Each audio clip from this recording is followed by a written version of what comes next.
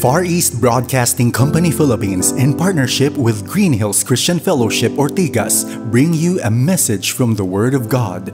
Together, let us know Christ and make Him known. Magandang hapon po sa inyong lahat. Ako po ang inyong lingkod, si Pastor Dags Miguel. At welcome po sa ating Filipino service.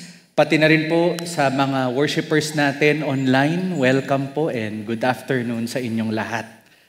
Patuloy nga po nating pag-aaralan ang Joshua sermon series natin entitled Take Hold of What God Has Given. At ang title nga po ng ating sermon ay ang Pangakong Hindi Napapako. So, as we begin our study ngayong hapon, let me ask you this question. In recent memory, in recent past, maybe this year, meron po bang pinangako sa inyo na napako? Can be from the person sitting next to you, a person you love, o baka may pinangako ang God sa inyo at feeling nyo napako yung pangako niya sa inyo. Aminin man natin o hindi, ever since we were young, even up until today, we need to admit that we feel disappointed. And sometimes, parang nakakagalit na kasi hindi natin nakuha yung gusto natin. We didn't get what we want, what we expected, and therefore, sumabay yung emosyon natin towards that person, minsan towards God pa nga. Ang prayer ko is that yung message natin ngayong hapon would encourage us all in those times that we feel disappointment from God and also from people. But more importantly, with God. So that may encourage po tayong lahat sa apat na katotohanang magpapaalala sa atin na tapat ang Diyos sa Kanyang mga pangako sa atin. Pero ang tanong, nagtitiwala ba tayo sa Kanya? At sumusunod ba tayo sa Kanyang mga utos? That's why, as we begin our time together, manalangin muna tayo and let us express our trust and dependence on God first. Panginoon, napaisip po kami kasi may mga bagay na pinangako sa amin na na-disappoint kami at nagalit kami. Pero nais po naming balikan ng inyong salita upang maipaalala sa aming mga sarili through your word na hindi po napapako ang inyong mga pangako sa amin. People may disappoint us at minsan we also disappoint ourselves and other people. We admit that. Maybe, minsan pakiramdam din namin na di-disappoint namin kayo. So now in our disappointments, sa aming pag-amin ng aming pagkagalit sa inyo, sa ibang tao, at galit namin sa mga sarili namin, we now ask that you would encourage us na i-build up nyo nga po kami so that we can rely indeed on your promises at kung paano nga kayo aming Diyos na napakabuti, na mapagkakatiwalaan namin kayo. At we can truly trust in you. Thank you, O God, for this time na pwede kaming makapag-worship sa inyo ng sama-sama. And we want that you would powerfully speak to us para mai-apply po namin at maisabuhay po namin ang inyong salita every day by your power and by your Spirit and by your word. This we pray in Jesus' name. Amen. So ang una po natin punto dito, based on verse 1, is this. Ang panimula, pagsamba ng sama-sama sa Panginoon. So, ang aral nga natin na mapupulot dito, yung kahulugan nga, nung place na tinatawag na Shiloh ay place of rest. At ganun din sa atin ngayon, binibigyan tayo ng kapahingahan ng Diyos upang tayo ay makasamba sa Kanya ng buong puso at may pasasalamat. So, Balikan po natin ang ating passage, particularly sa verse 1, para makuha po natin yung punto ng rest, no? Sa mga Israelita, they were in the place of rest sa Shiloh, at pati tayo ngayon, ano? We can be rested on God. Now, where did we arrive, no? How did we arrive dyan sa truth na yan? Unang-una sa lahat, sa passage natin ngayon, makikita natin sa verse 1 na nagtipon yung mga Israelita sa Shiloh at doon nila itinaguyod ang toldang tipanan ng Panginoon ng Diyos, o Panginoong Diyos rather, o tinatawag nga natin na tent of meeting. So sabi nga dyan, ulit, in verse 1, the whole congregation, lahat po sila, the people of Israel, assembled at Shiloh. Ngayon, kung naaalala nyo, yung mapa na ipinakita na noon pa ni Pastor BJ sa tuwing na-preach na po niya itong Joshua series natin, ang Shiloh po ay nasa gitnang-gitna ng bayan ng Israel. No? Siguro, sinasabi nga ng mga Bible scholars, kaya yan nasa gitna para walang inggitan. Hindi masasabi ng mga ibang tribo na, bakit nandyan ang tent of meeting o ang tabernacle ng Lord? Bakit hindi sa amin dito sa north? Or bakit hindi siya dapat nandito siya sa south, no?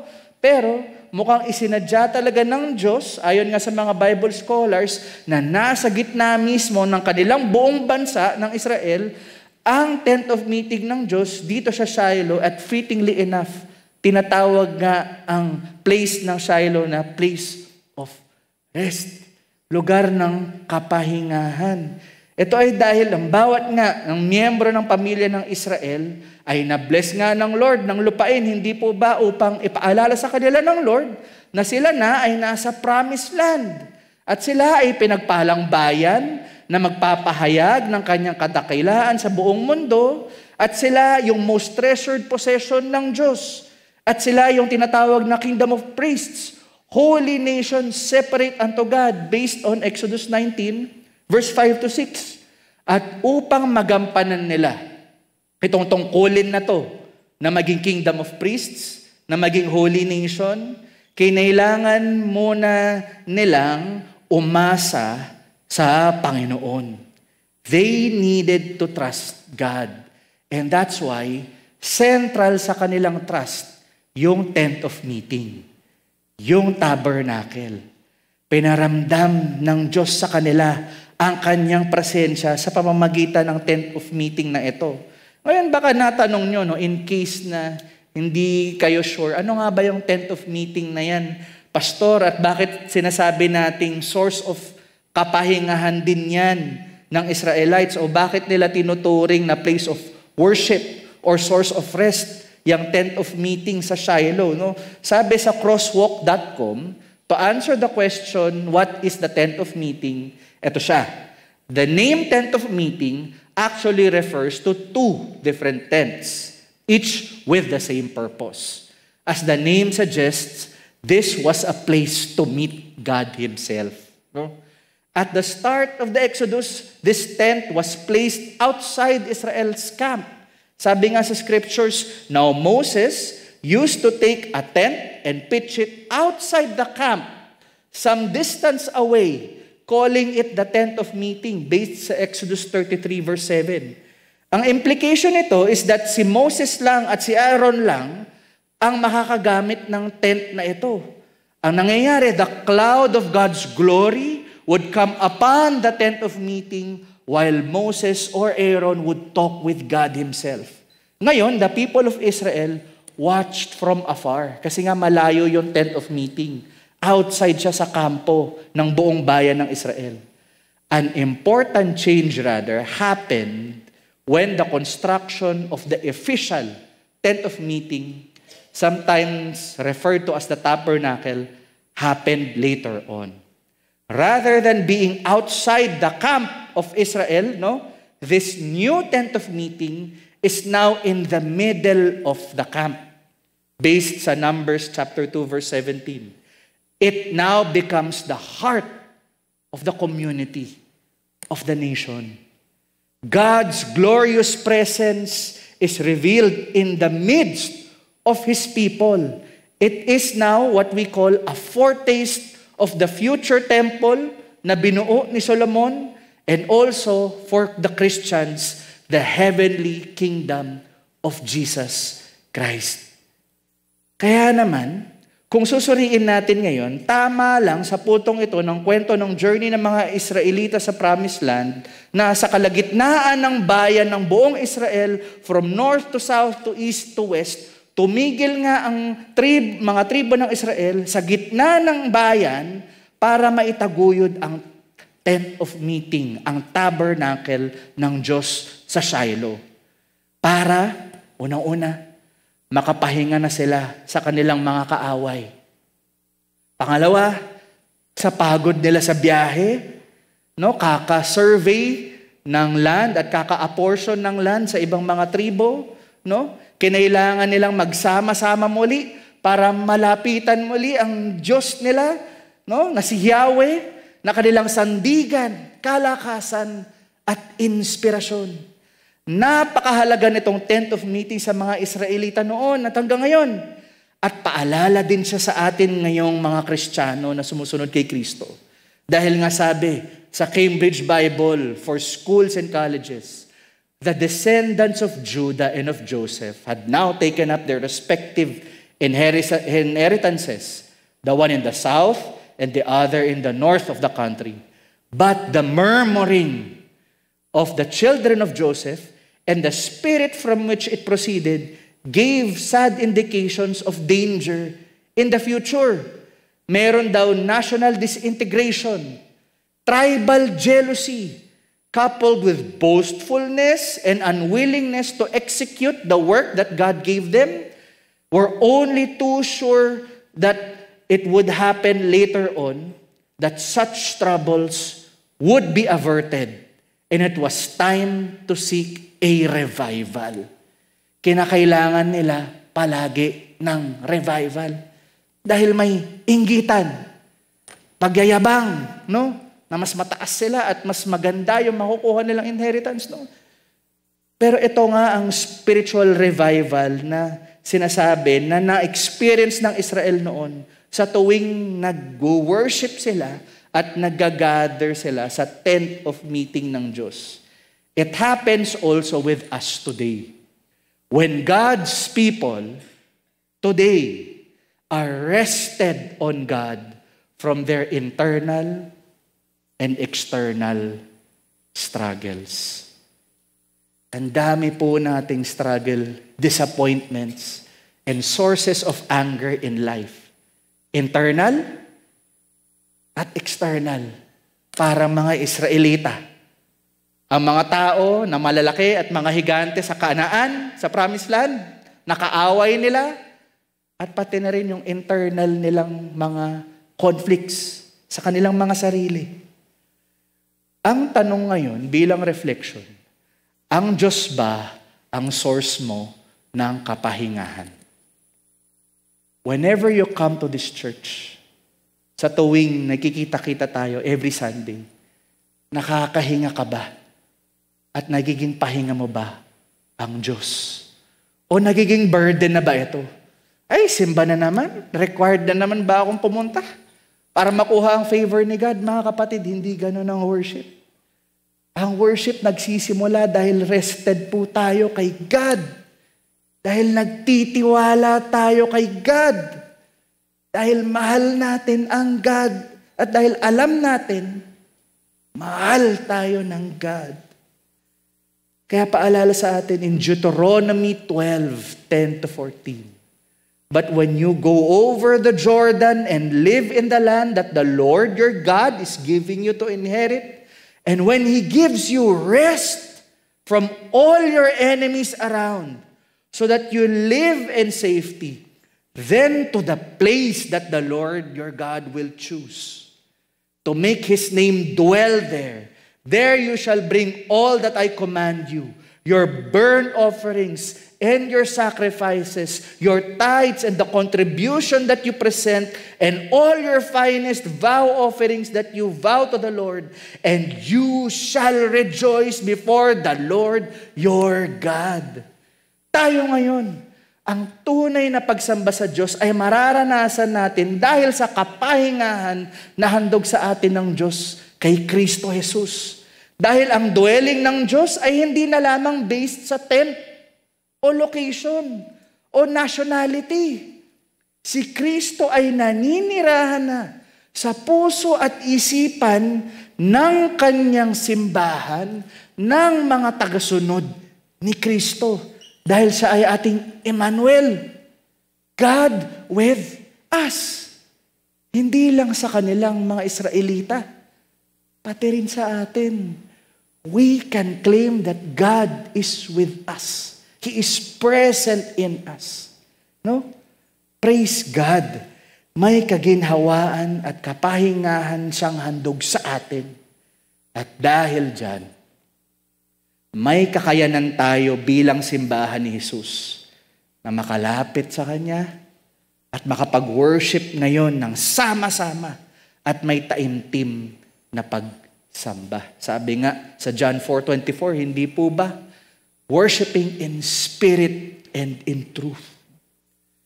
I want to share this illustration, this photo, based on Matthew 8:23-27. Kasi na-imagine nyo na ba kung paano magpahinga si Jesus? Jesus slept through the middle of a roaring sea. No? Tulog si Jesus at yung mga disciples, kabang-kaba, nagpapahinga si Jesus. At yung mga disciples, Jesus, gising ka na. Wala ka bang pakialam sa amin? Mamamatay na kami dito. Malulunod na kami dito. Si Jesus, natutulog lang. No? Yun nga lang, no? Parang mga Israelita, kahit na ilang beses na nilang nakita ang kagalingan ng Lord, minsan natatakot pa rin sila. Nag-aalinlangan pa rin sila. Hindi ba parang tayo lang din yan? Kahit na ilang beses na nating nakita ang kagalingan ng Diyos, natatakot pa rin tayo. Parang sinasabi natin, tulog ang Diyos. Di niya kita yung mga problema ko. Nakaka-disappoint naman si God. Natutulog pa rin. Walang pakialam. Pero hindi ganon ang Diyos natin. Hindi napapako ang mga pangako niya. Secondly, dito sa verses 2-3, matututunan din natin na sa panimula ng kwento natin, di ba? Nakita natin that worship is important to God. Dapat nagsasamba tayo ng sama-sama sa Panginoon. Secondly, ang matututunan naman natin dito ay yung suliranin, no? Ang pagpapaliban sa utos ng Diyos. No? May kasabihan nga na delayed obedience is still disobedience. Marami tayong maiiwasang problema kung hindi tayo magiging pabaya at kung susunod tayo ng may buong pagtitiwala sa Diyos. No? And we learn this principle based from verses 2-3. No? So reviewin natin sa verse 2, 7 sa mga tribo ng Israel ang hindi pa nakakakuha ng kanilang promised na inheritance, na land galing sa Diyos. At kita nga natin dito in verses 2-3 na yung mga ilang tribo na nakuha na nila yung kanilang blessing ng lupain. Yan sila, Judah, Ephraim, Gad, at Reuben at yung half-tribe na Manase. Kaya nga lang, yung pito pa ng ilang mga tribo, pinagpaliban pa nila ang kanilang pagkuha ng kanilang blessing. At ito yung sila Benjamin, Simeon, Zebulun, Issachar, Asher, Naphtali, at Dan. Yan yung kabuuan ng 12 tribes of Israel. At sa verse 3, galit at inis na tinanong ni Joshua sa natitirang tribo ng mga to, na bakit hindi nyo pa ba sinasakop ang lupain na ibinigay na nga sa inyo ng Lord? Ayan na yung blessing. Ba't hindi nyo pa kinukuha? No? So sa ibang Bible translation, sa English, imbis na put off, na nabasa natin sa ESV, yung ginamit na word, ang ginamit na salita ay slack o slacking. Ang ibig sabihin nga niya ng slack o slacking is to work more slowly, with less effort than usual, or to go more slowly. Tawagan ng mga kabataan ngayon sa mga nagtatrabaho o sa mga nag-aaral is quiet quitting. Narinig nyo na ba yun? Quiet quitting ay ginagawa mo lang kung ano yung pinaka-minimum na required sa'yo. Kumbaga, hindi ka passionate na masyado kasi disappointed ka na nga. For example, sa boss mo o sa professor mo na naiinis ka na dun sa mga direction niya o pagtuturo niya o sa pagdidisiplina niya. So parang ganun yung nangyayari dito sa Israel. Parang hindi na sila passionate to claim what God has given them. Pero, dapat intindihin din natin ng mabuti yung sitwasyon nila noon. Kasi, ayoko naman maging insensitive tayo na sabihin lang natin, napakasama talaga ng mga Israelite. Kung ako yan, naklaim ko na yung blessing ni God. Naku, hindi ako tulad nila. Bago natin sabihin yung mga bagay na yun, let's first understand their situation. No? Let's be sensitive. Una sa lahat, baka most likely stressed na po sila sa paglipat-lipat ng bahay nila. No? Tinatawag nga natin na nomadic kasi, yung way of living nila. And in the span of 40 years, lipat sila ng lipat ng matitirahan. So, sa mga tulad ko, na-experience yun na siguro, ilan sa inyo, yung paglipat bahay, stressful kaya yun? Yung bahay nga nila, walang permanence. Mga tent lang. Pangalawa, pagod na sila marahil sa kakagera sa mga nakatira sa Kanaan. Ngayon, let us remember na yung mga nakatira sa Kanaan, these are the nations that were living in the promised land during that time, and many of them were really out to also destroy the people of God, no? A lot of them were opposed to who God is. So that's why part ng naging judgment ng Lord is for God na gamitin ng Israel to drive out these other nations so that Israel can claim their land sa Canaan o sa Promised Land. At hindi lang yan, sinasabi ng ibang Bible scholars, malamang sa malamang may inggitan na. Alam nyo to, pag-usaping lupain at mana, minsan nag-aaway-away at nagkakawatak-watak ang mga pamilya. Halos gano'n na po yung mangyari dito. Siguro, kaya ayaw i-claim ng natitirang mga tribo, yung natitirang land sa Israel, ay dahil feeling nila, mas maganda yung land ng iba. Hindi na tuloy ako na-excite na puntahan yung pinangakong land ni God para sa akin. No? Pero hindi nga dapat ganun yung perspective eh. Kasi kung tutuusin, later on makikita natin in the other verses, yung Levites, yung tribe ni Levi, may land ba sila? Wala. Kaya paalala din sa atin ito ngayon, no? Kasi marahil yung mga rason nila ay baka rason din natin ngayon sa pagpapaliban sa mga utos ng Diyos. Hindi na tayo passionate kay God minsan. Hindi na tayo gigil na i-obey si God. It's the same thing na baka reasons din natin. And they're not just reasons. Baka nagiging excuse na po. No?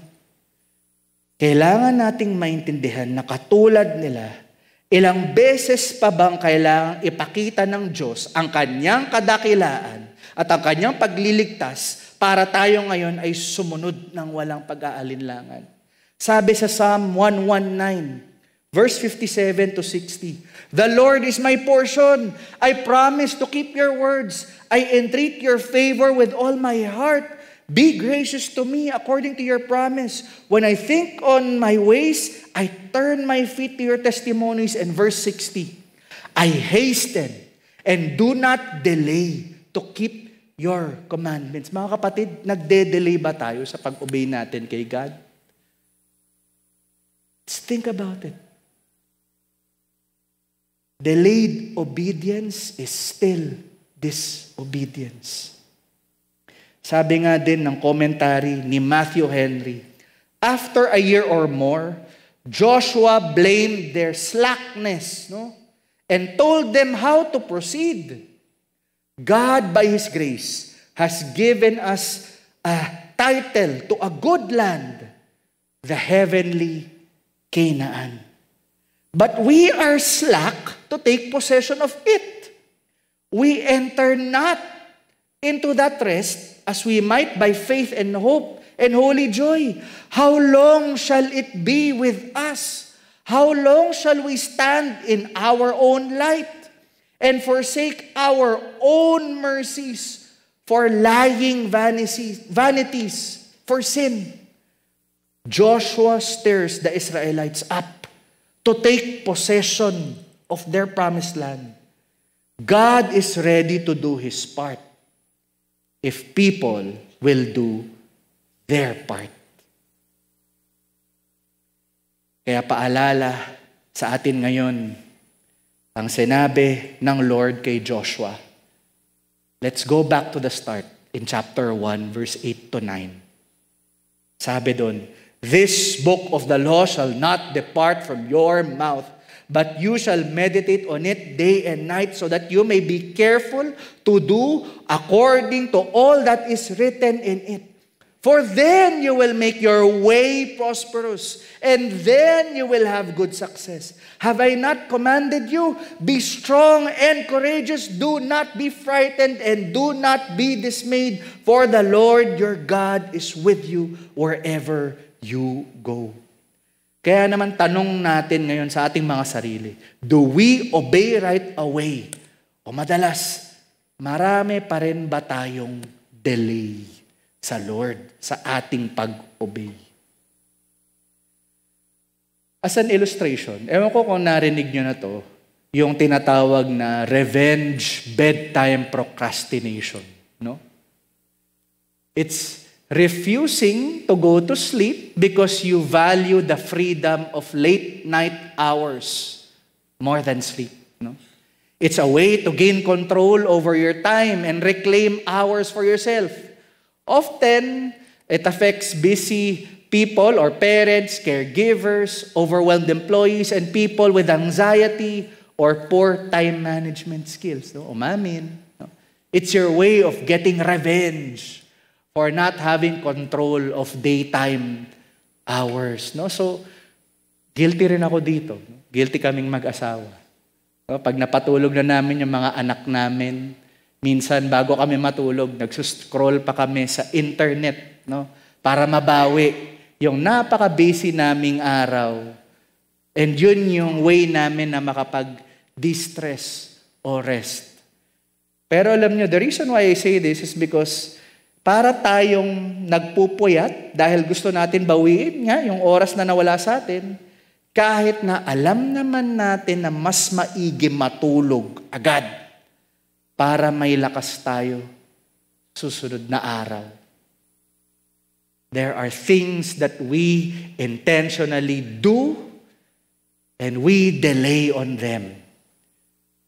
And then biglang magsisisi tayo, ay, dapat iba na lang yung ginawa ko. Dapat ginawa ko na yung alam ko ng tama ang gawin. No? And you know this, it's the same thing with the Christian life. When we delay, we suffer the consequences of delaying our obedience. Pangatlo, the third thing that we will learn sa ating sermon today is found in verse 4 to 8. Ang solusyon ngayon, no? So merong naging dilema nga. O suli na rin ng mga people of God. Ito ang solusyon na mapupulot. Ang pagiging responsable na may buong pananalig sa Diyos. If there's a problem, there's a solution. And this is what we learn, no? Nasa Diyos ang awa, nasa tao ang gawa. Paalala ito na hindi pwede ang basta-basta sa Diyos. Binigyan niya tayo ng kakayahan na pangalagaan ang mga biyayang inilaan niya para sa atin. We learn this principle from verses 4 to 8, no? So dahan-dahanin ulit natin sa verse 4 to 5, sinabi ni Joshua na dapat pumili sila ng tig-tatlong mga kalalakihan sa bawat natitirang mga tribo para ma-survey po nila yung natitirang lupain, no? At mahati ito sa 7 bahagi. At ang tribo na nila Judah, at ni Joseph ay magpapatuloy naman na sa kanilang mga sariling lupain. Sa verse 6 naman, sinabi din ni Joshua na palabunutan sila, no? Ang mga natitirang 7 tribo pagkatapos mabuo yung mapa nung survey, nung land. At sa verse 7 naman, pinaalala ni Joshua na ang tribo ng mga Levites ay hindi na bibigyan ng lupa dahil ang Diyos na mismo ang kanilang bahagi bilang tribe, the tribe of priests, no, that will serve God sa kanyang templo. At ang iba pang mga tribong sina Gad, Reuben at Manasseh ay may mga lupain na naibigay sa kanila sa pamamagitan ni Moses, no? So, kaya naman sa verse 8, salamat nawa, hindi na talaga sila nagpatumpik-tumpik pa. Sinunod ng mga surveyor yung plano na naibigay sa kanila ni Joshua. Ang paalala ni Joshua sa kanila, dapat bumalik sila kay Joshua sa tent of meeting. At si Joshua naman, hindi niya tinuro ang sarili niya bilang isang magaling na planner, no? Na magaling magbigay ng solution sa mga problema nila. Kasi that's one way to interpret this text na, ang galing naman magbigay ng solution ni Joshua. Napakagaling na leader. Usually, ganon tinuturo natin minsan sa ating mga Bible studies, the good example of Joshua. That's good. Kung si Joshua yung hero ng story. Pero kasi si God ang hero dito sa book ng Joshua. So let's discover how we end up learning na ang solution ay hindi dahil may magaling na leader.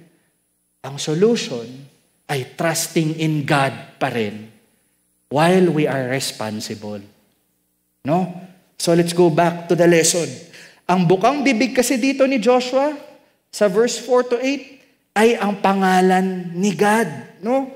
Na siyang magpapasya sa kanilang hati-hatian ng lupa o palabunutan dahil babalik pa rin naman silang lahat, yung mga surveying groups, sa harapan ng Diyos sa tent of meeting, hindi lang kay Joshua. Sabi nga ng komentaryo ni Matthew Poole, before the ark or tabernacle, that God may be witness and judge and author of the division, that each tribe may be contented with what will be given them, and that their several possessions may be secured to them as things given to them that is sacred. No? Dahil ang Diyos ang nagpasya, dapat ang learning sa kanila ay maging satisfied, maging grateful, maging thankful, na hindi na mainggit sa iba, na hindi mag-away-away, at kusang tanggapin nila yung sacred o sagradong biyaya ng Diyos, yung promised land. No? Reminder ito na kailangan natin, unang-una, mag-effort sa mga pinapagawa sa atin ni Lord, dahil ito rin yung blessing na binibigay sa atin ng God. No? Every opportunity, kahit paminsan mahirap sa una o minsan nakakatakot sa simula, ay pagkakataon para maipamalas natin ang ating kasipagan na gagawin natin yung part natin. Tulad ng mga surveyors, tulad ni Joshua, kailangan paghirapan po muna nila yun. No? Alam naman nating lahat ngayon na hindi libre ang mga pangangailangan natin sa buhay. Hindi po ba? Alam natin na dapat responsable tayo. Parang ganito lang yan. Kung may naging lolo o lola o kapamilya na nagbigay ng lupain sa kanyang mga kamag-anak o sa kanyang mahal sa buhay, siguro naman hindi na mabigat sa loob nung nakakatanggap na gawin nila yung parte nila na ipatayo yung bahay, no? O ipatayo yung farm o negosyo o asikasuhin yung mga papeles na kailangan nilang asikasuhin. Gagawin mo ito kasi responsable kang tatanggap ng biyaya. That you also do your part. Sa mga estudyante, hindi magic na dadating yung grade mo. Kailangan nag-aral ka rin. Kaya minsan, no, naiintindihan ko naman, nagpe-pray tayo, sana cancel yung klase, sana lumakas pa yung ulan. True enough. Ang lakas nga nung ulan lately. And minsan, sobrang self-absorbed tayo. Parang yung isang pelikula nga, ang tinatawag na Parasite, no? Nagmamaneho yung bida para sa kanyang pinaglilingkurang mga mayaman na master o boss. Sabi nung boss, no, buti na lang, umulan ngayon, no? Kasi mas maganda yung simoy ng hangin, no? At yung ulap ay blue na blue, klarong-klaro, walang polusyon kasi umulan. Pero dun sa pelikula, dun sa Parasite, no, cut to the next scene, hindi alam nung boss, yung driver, binaha yung bahay nila kasi nasa basement sila nakatira. And dahil ang lakas ng ulan, kawawa sila na nabasa lahat ng kanilang mga ari-arian at kinailangan nilang asikasuhin yon buong gabi hanggang mawala yung ulan. Yan yung recent na naranasan natin ngayon. No? Siguro yung iba sa atin, ay, thank God, it rained. Be careful what you pray for. Because what you prayed for might be so insensitive na nakalimutan natin sa tuwing may umuulan. May mga pamilya sa bansa natin na naapektuhan ng pagbaha. Nawalan ng matitirhan. Nawalan ng pagkakakitaan. It's a reminder to us that we should be responsible people. Hindi magic ang buhay na automatic na lang nakukuha natin ang lahat ng magagandang bagay sa mundo. At kung blessed ka, good. But don't be insensitive with your blessing. Remember, be responsible with that blessing. Pinapaalala kasi sa atin, simula pa lang sa Biblia in Genesis 1, yung tinatawag na creation mandate of our responsibility. It says there, God created man in His own image. In the image of God, He created him, male and female, He created them. And God blessed them. And God said to them, be fruitful and multiply and fill the earth and subdue it. And have dominion over the fish of the sea and over the birds of the heavens and over every living thing that moves on the earth. Dapat daw pinapahalagahan natin since Genesis 1, yung creation. Sa atin ngayon, in our perspective, all the blessings that God is giving us. We need to be good stewards of that. We need to be responsible of that blessing. So are we responsible? No? Paalala sa atin, sa creation mandate na binigay sa atin na pag-multiply, pag-subdue, and to have dominion over God's creation, na sa ating pangangalaga, pinapaalala ng Diyos na galing sa Kanya lahat ito. Be responsible, but always trust God. The danger is when you are responsible and you start trusting yourself.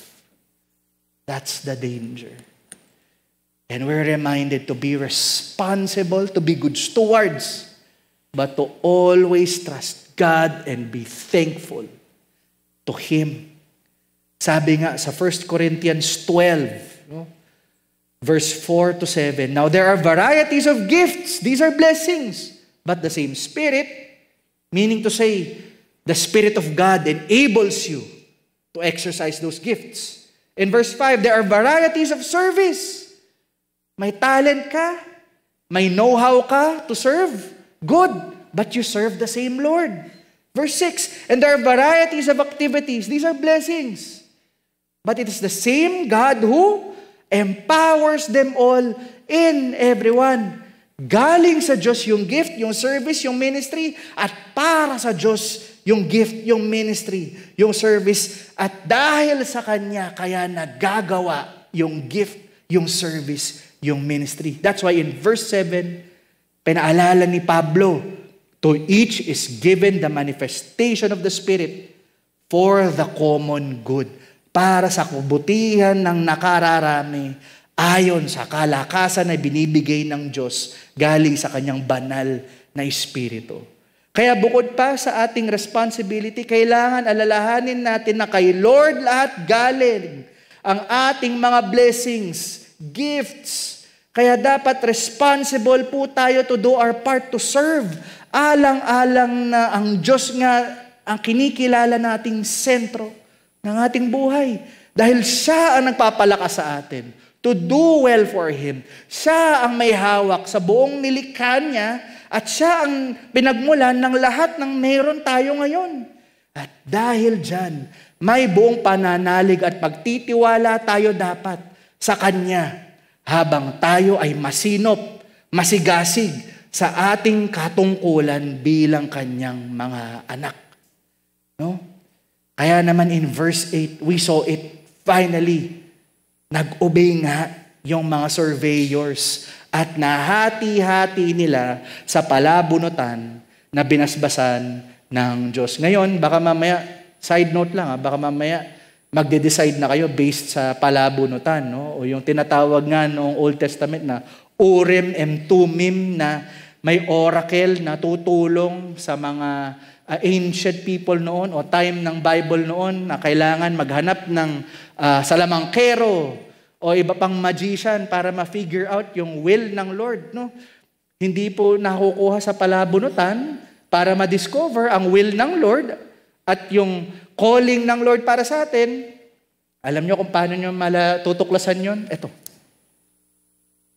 When you read your Bible, pray every day, and you grow, and you know the will of God for your life.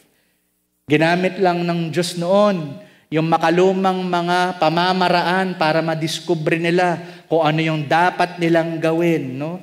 Binasbasan ng Panginoon yung paggamit ng palabunutan para maging pantay sa panangin ng mga tao, yung hati-hatian ng mga lupa. Pero ito ang nakakatuwa later on na gusto kong malaman ninyo. Later on, sabi nga ni Dr. Joseph Benson, no, nung naghati-hati na, the portion fell to each tribe just as Jacob had declared 250 years before that moment. And also in the last moment of his life, Moses, immediately before his death, foretold how the tribes will divide the land. For the tribe of Judah fell, a country abounding in vineyards and pastures. To Zebulun and Issachar, seaports. Kay Asher, plenty of oil, wheat, and metals. Kay Benjamin, near the temple, was in a manner between the shoulders of the deity. Kay Ephraim at Manasseh were distinguished with a territory blessed in a peculiar manner by heaven. No? The land of Simeon extended from west to the south of the tribe of Judah. Since therefore, the lot corresponded so well to the predictions of Jacob and Moses, would it not be so insolent and stupid in the highest degree not to acknowledge the inspiration of God in the words of responsible men, that God directed the affairs of the divisions of the land. Ang galing, hindi po ba ng Bible? Na-fulfill yung tingin ng mga human leaders, siguro in their perspective, in Jacob and Moses, na tingin natin ngayon, based on human leadership, Joshua, Caleb, Jacob, Moses, ang galing nila mag-lead, pero hindi sila ang hero sa story. Si God ang hero. Siya kasi yung nagbigay nung lupain nila.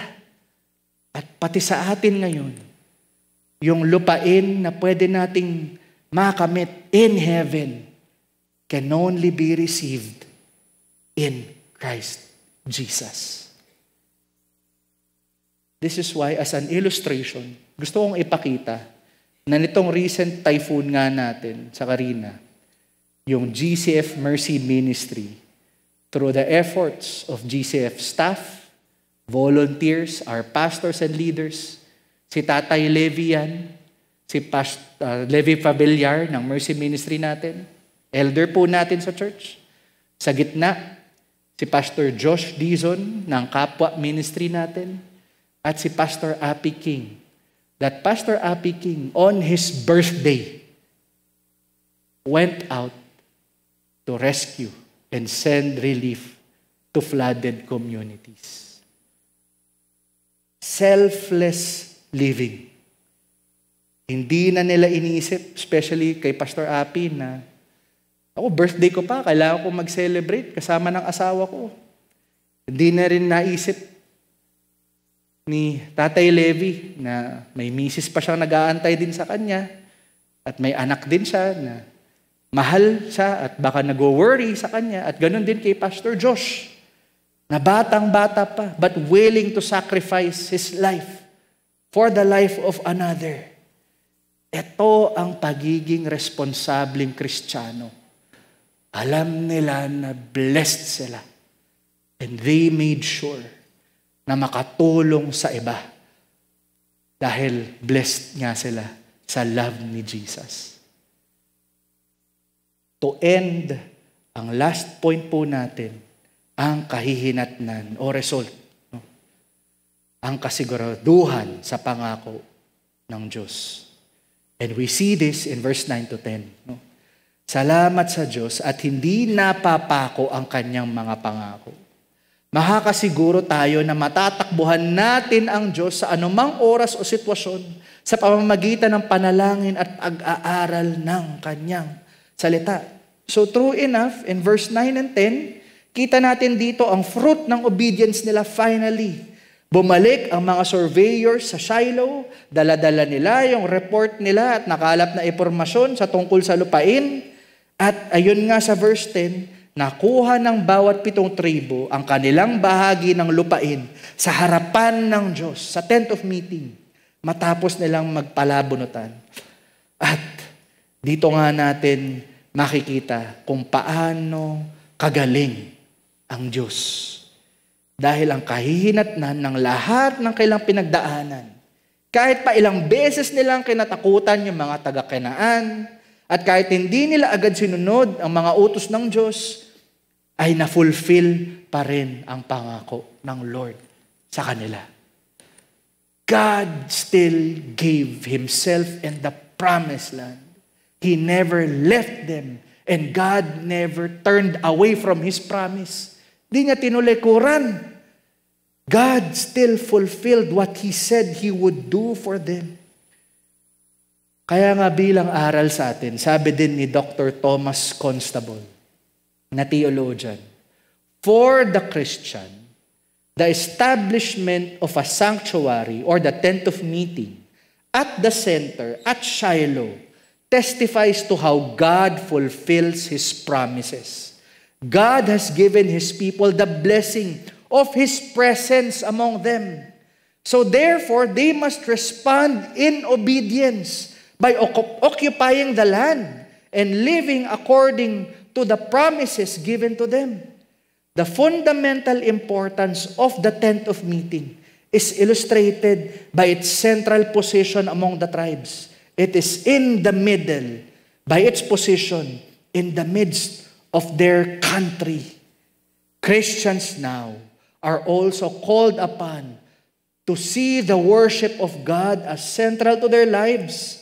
As with the gatherings at Shiloh, so regular meetings for worship today are a chief means to provide unity and common encouragement for faithful living. Kaya naman, church family, sa tuwing nagsasama-sama tayo dito, let us indeed be found faithful. That when we gather here to pray and study God's Word, na hindi siya matatapos doon. Kasi dadalin natin yung panalangin natin araw-araw, Monday to Saturday. At dadalin natin yung worship natin kay God araw-araw, hindi lang Sunday, pero Monday to Saturday. Posible nating maisabuhay yung assurance na makukuha natin sa katapatan ng Diyos. Hindi lang dahil may mga material na bagay na binibigay ang Diyos. Hindi lang dahil sa lupa This is not just a question of trusting God dahil may binigay siyang land sa Israelites. Hindi eh. The greater blessing is this. God's presence does not leave the Israelites. And it's the same promise we can claim today. Hindi tayo iiwan ng Diyos. If you follow Jesus, He is in you, with you, day by day. And that's why you are assured na hindi ka tatalikuran ni God. Na hindi mapapako ang promise niya sa'yo. Kaya, sabi nga, di ba ni Jesus sa John 14:6, I am the way, the truth, and the life. No one can come to the Father except through me. Kaya naman may assurance tayo na tanggap tayo ng Diyos ngayon. Ito ay hindi lang dahil buong tapang natin gagayahin, yung mga surveyor, o hindi lang dahil susubukan natin maging matapang tulad ni Joshua at ni Caleb, ayon sa sarili nating lakas. We must remember na tapat ang Diyos. Kaya lumapit tayo sa Lord. Mag-worship tayo, manalangin tayo. Pag-aralan natin ang Biblia 24/7, araw-araw, kasi ang hero sa kwentong to, ang main character sa kwentong to, ay si God. Si God pa rin. Wala nang iba. Hebrews 4:16 reminds us, let us then with confidence draw near to the throne of grace, that we may receive mercy and find grace to help in our time of need. Makalalapit tayo kay God. Pwedeng-pwede. Anytime. Naging posible sa atin yan. Dahil nasa sa atin na nga si Kristo. Ang tanong, tunay nga ba siyang naninirahan sa puso't isipan mo? May nakita ako online the other day. Sabi ng isang Japanese scholar, sa kanyang pag-aaral sa iba't ibang mga relihiyon, major religions, it is only in Christianity, and he found it amazing, na ang Diyos ay naninirahan hindi sa templo, hindi sa tent, pero sa puso at isipan, sa buhay ng tagasunod niya. That is how unique Christianity is. If you truly believe in Christ Jesus, He is therefore in you, with you, and He will never leave you, nor forsake you. As we end, tatlo lang yung pwede nating may apply dito as the Lord inspires us. No? Unang-una, to summarize, no? Purihin at sambahin natin ang Diyos ng may pasasalamat dahil sa kanyang kabutihan at katapatan. Pangalawa, huwag mag-atubili sa pagsunod sa Diyos. Gawin natin ang dapat nating gawin. Tapat ang Diyos sa kanyang pangako, oo. Ngunit hindi ito magic na basta-basta na lang lilitaw sa buhay natin. Let us be responsible. Panghuli, ang pagtitiwala sa Diyos ay nagsisimula kay Kristo Jesus. Aminin natin ngayon na hindi natin kakayanin ang buhay kung aasa lamang tayo sa sarili nating lakas. Lumapit tayo sa Diyos nang may pagkukumbaba upang tayo ay kanyang magabayan sa araw-araw. Malalig po tayo. Let us trust God and His promises. He is faithful. Kaya dapat faithful din tayo. Let us pray. Panginoon, nagpapasalamat po kami kasi pinakita niyo na naman po sa amin that we should not depend on man, on other people, even on ourselves. People will disappoint us. Kami rin nadidisappoint namin ang aming sarili. But we can trust in you. Tunay kayo sa inyong mga pangako. We can rely on you. Ngayon, Panginoon, panalangin ko po na kung meron kang kinakausap ngayon at sinasabi mo sa kanila na nais mong magtiwala sila sa inyo at nais mong ibigay ang iyong sarili, Hesukristo, sa buhay nila upang sila'y magbago at upang matuklasan nila ang inyong forgiveness, ang inyong grace, ang inyong mercy.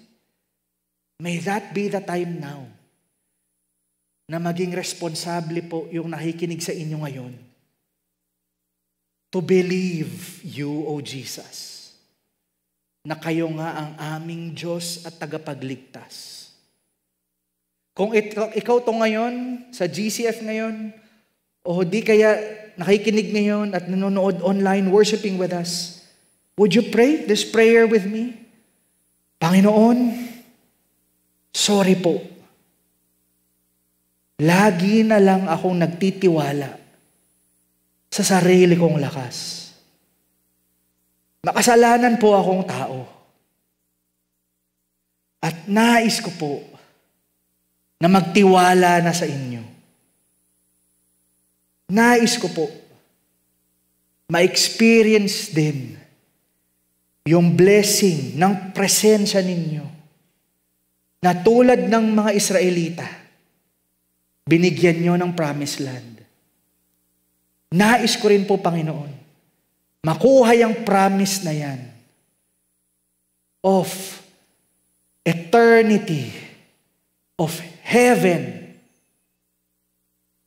At naniniwala ako, posible yan dahil sa inyo, Jesus. Thank you po. Dahil kaya niyong linisin ang aking buhay, ang aking kasalanan noon, at pati ngayon, tinatanggap ko po ang inyong lakas, ang inyong presensya. Ikaw, Jesus, tinatanggap kita sa buhay ko. Ngayon, hanggang sa habang buhay. This I pray in Jesus' name. You've just heard a message from the Word with Green Hills Christian Fellowship Ortigas in partnership with Far East Broadcasting Company Philippines. We hope you can join us next week. God bless you.